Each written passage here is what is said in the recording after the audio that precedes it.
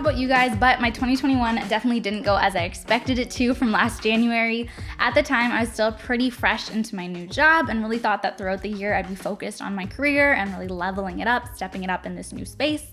At the same time, I also really wanted to amp up my investing too. You guys all know that, but this time last year, January 2021, I only had $7,000 invested from the last few years before that, and I really wanted to focus on ramping that up. So that was the focus this year. Everything was going to schedule until July when I quit my job, became self-employed, took a bit of a pay cut in order to do that too, so I had less income going in, and then also completely paused my investing as well. So basically everything changed in a short period of time. A few weeks ago, I was feeling kind of like in a bit of a slump and a bit of a rut, not feeling like maybe I hit some of my goals for this year, but then when I look at it, I couldn't really hit a lot of my goals for the year when I had such a big change in the middle that I didn't even know was going to happen until about the middle of the year. So, kind of makes sense. Anyways, hey guys, you are back with Steph and Dennis. It's clearly just me, Steph, here today because I'm going to be talking about how I did with my money over the last year, given all these massive changes that have happened that have impacted my money. It's also the third year now, so it's this third video installment that we've done looking at how I'm going to be saving and investing for the new year and kind of recapping the last year like I just said. So pretty exciting to look back at those. If you are new and haven't seen those ones, make sure you check it after this one. It's cool to see how the development has been. But for now, let's get into it, starting off with how my money did this past year and if I hit my goals or not. So I think it makes sense to start off with how I did with my money this past year. And like I said, it was definitely different than I expected in the video we did on this topic last year.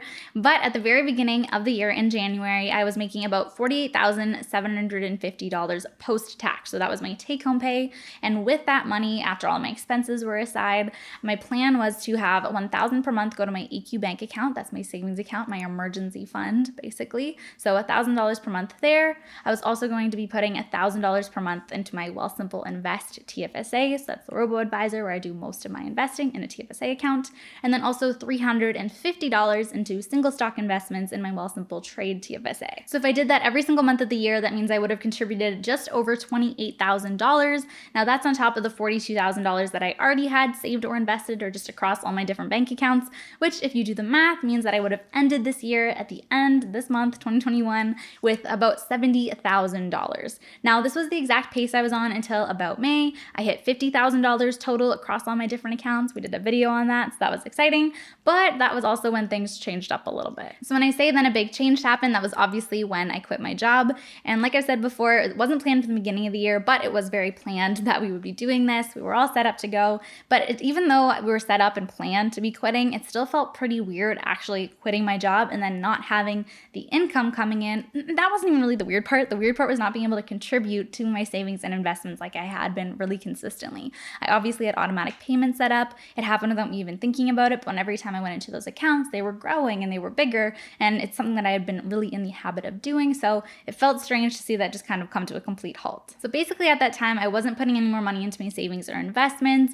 and I was waiting a few months due to Dennis to also quit his job and for us to get our business set up with having us on payroll and giving us money each month. So for August and September, I basically paid my core expenses out of my savings, I guess, pretty much just from overflow I'd been stacking up in my checking account because I knew this was coming our way. So that's what I did for those few months. And then we started paying ourselves out from the money we make from this YouTube channel and our business overall for October, November, and December. And for now, let's move on past 2021 and let's look into 2022. Okay guys, I have brought you over to the desk setup. It's a nice upgrade for me. I get to look at the iMac instead of the laptop segment that we've had in the past at the kitchen table. But let's take a look at my budget spreadsheet and what I'm looking at moving forward into the new year. So first up, maybe let's start with my current bank accounts and what the exact numbers are right now, just for interest's sake. I have about $7,000 in my checking account. This is obviously changing pretty much daily as things come in and out of that account, but about $7,000 as of December 11th of this month. My EQ Bank savings account has $25,040.88. The $48.88 is my interest that's been coming in, so yay for the high interest savings account. Wealthsimple Invest, like you are going to see in a second too, $17,200 or so, and just over $3,000 in my Wealthsimple Trade. So my total balance in all my accounts right now is $52,471.77. So that's what we're working with going into the new year.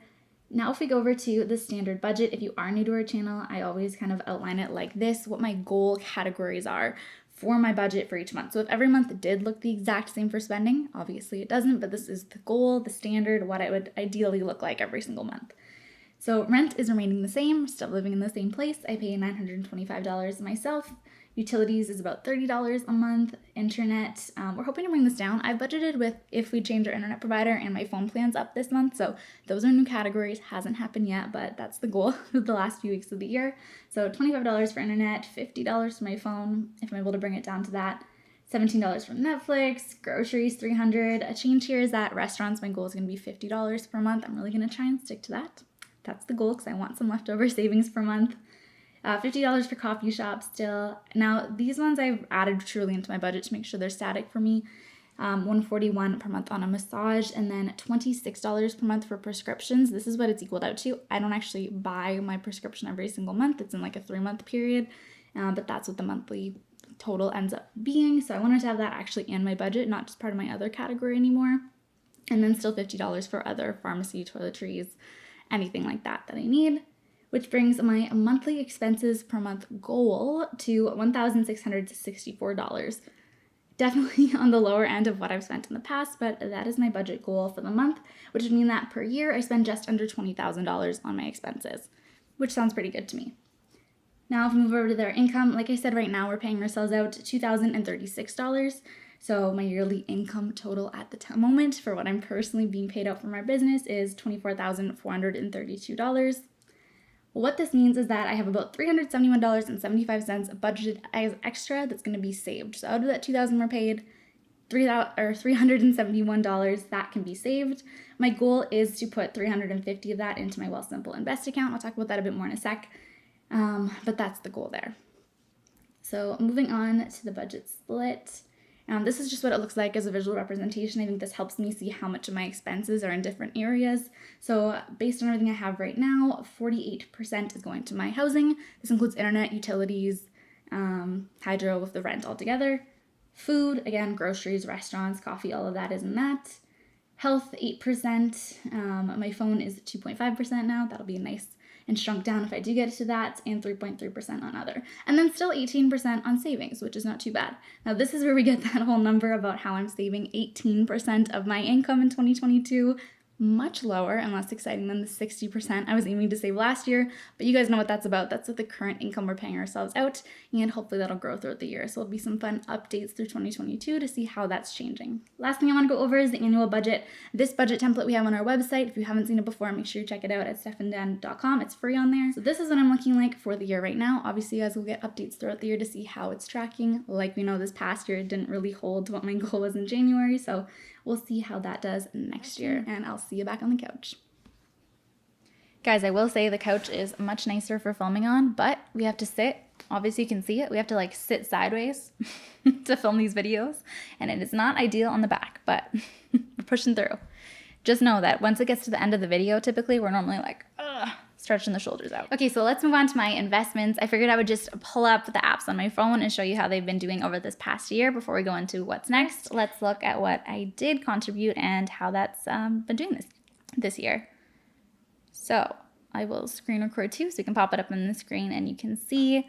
But really quickly, if I looked at my Wealthsimple Invest account as of today, mid-December, I have $17,061.08 in there. I'm up $1,061.08, which looks great. I love the little graph. I also do really like how the app makes it really simple and it makes you feel good when you open it up and it's going up. Let's take a look at what's actually going on in here. So yes, I have a 6.6% return, I guess, on the year because I opened my account up in February, so pretty much a full year. We will be doing a full year in review, full update too, so in January probably, so keep an eye out for that. But I'm doing pretty good, up 6.6%. If we look at our deposit history, like I was telling you, I stopped September, October, and November and did add $1,000 back in December. So that's how it's doing right now, and not too much else to say. In the middle of the year, I did change my risk level to a 10 out of 10, the highest you can go on the scale, so I'm still staying steady with that. And if anything changes there, we'll obviously update you as the year goes on. But that is my portfolio right now. So let's stop that and look at trade as well. So the Wealthsimple trade portfolio is where I do my single stock investing. Right now it's sitting at $3,206.62. It says that for the past month, I am down 3.75%, which is okay. Let's look at the full year. The full year, I'm actually up 8.7%. So it's good to look at the monthly and yearly views. I guess it's a little bit higher than my invest account for the year, $256.62. My holdings right now, still the same as before. I have 6 of them. And in that future video on my entire portfolio, I'll obviously do a deep dive into what's performed the best and worst throughout the year, but that's where I'm sitting, just over $20,000 in my investments.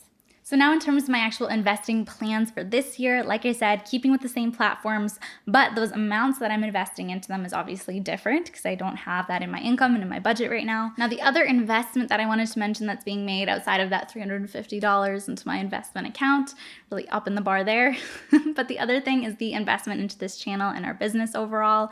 That's a big piece of it too. I think it's important to remind even just myself as I'm saying it right now, that it's not just the exact dollar that you're investing, it's the time and the effort and the money you give up basically to invest in this business too. That's hopefully, and the goal is to give us an even bigger monetary return in the future.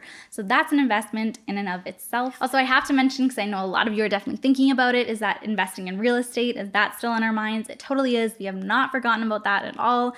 We really want to do that and we're excited for it, but we do have to really rev up that initial capital to be able to put into it first. So that's the phase we're at now, and then that's coming in the future. But okay, so speaking of real estate, it's something that Dennis and I have been talking about for years now, before the channel even. You guys have heard us talk about it on here all the time. Something that we're always looking up and trying to stay up to date in. Obviously, like I just mentioned, we don't have the capital to jump in yet, but while we're getting ready to do that on the actual financial side, we're staying informed on what's going on by always staying up to date with YouTube channels, podcasts. So on top of listening to different things and just talking about these topics in general, we also use a lot of different online sites to do research, and the one that I'm going to talk about right now specifically is called NerdWallet. We're both super excited for this collaboration because we've been using NerdWallet since we started taking our channel more seriously and really focusing on the money topics and doing a deep dive of research into all of that. And what's cool for all of our Canadian viewers, and we know there's a lot of you watching this right now, is that they just launched their Canadian specific site in July 2021. So if you go to their Canadian site, they currently have topics like credit cards, banking and savings, personal finance in general, and then also mortgages, specifically tailored to what's available in Canada. I know the struggle for us when we're doing research is always that all of the American stuff comes up first, and even though some of the high level concepts are going to be the same,